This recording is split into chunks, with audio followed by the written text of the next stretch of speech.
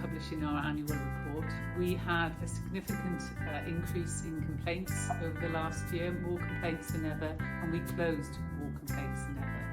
And the majority of those complaints were about public service delivery in Wales.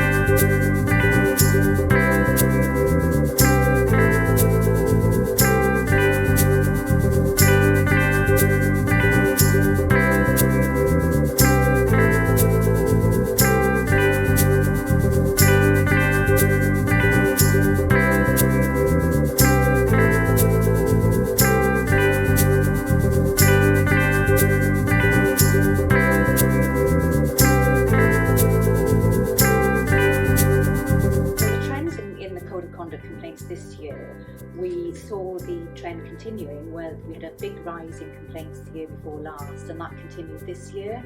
And the number of referrals we made to the Adjudication Panel for Wales and to local standards committees for further consideration rose significantly too, up to 20 cases last year compared to 10 the previous year.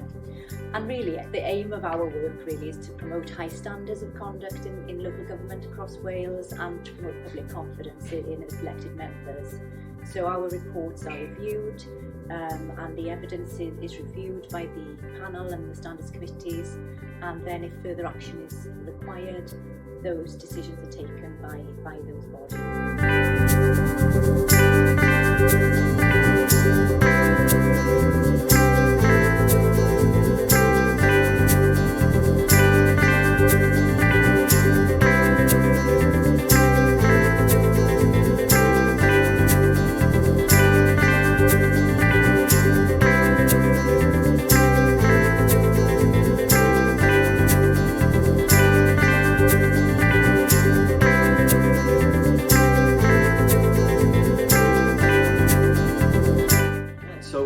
In the last financial year, we progressed our work significantly in complaint standards, so building on the work that we've done with local authorities and health boards, delivering 140 training sessions to public bodies throughout Wales, and we've also moved our work into housing associations, so now we're really pleased to have partnered with the first 8 housing associations and bringing those bodies under complaint standards as well.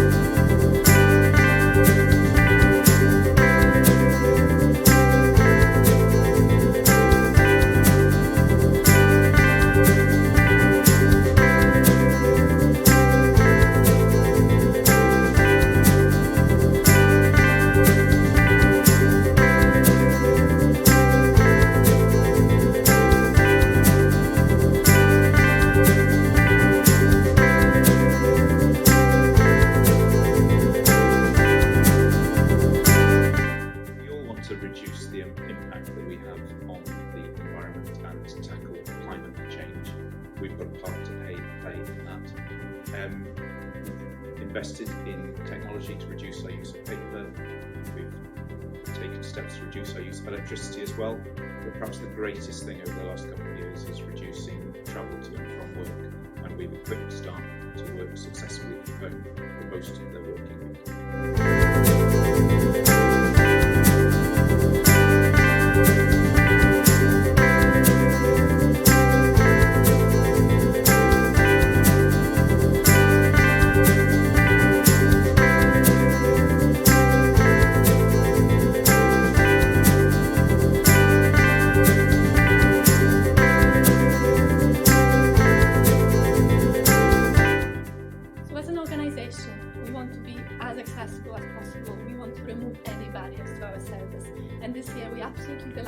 that we accepted over 220 complaints over the phone. So we are really happy with how that service is going. And as an employer, we also want to be as inclusive as possible.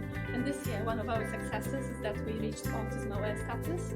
And another success is that we took further steps to close out our gender pay gap.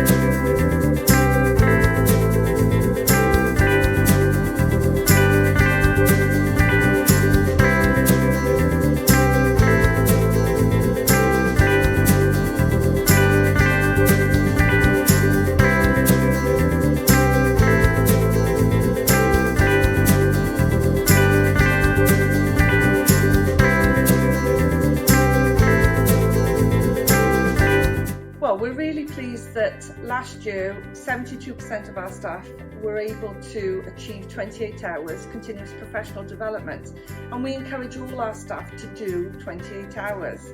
And the key for us is about maintaining excellent services and a great service to complainants.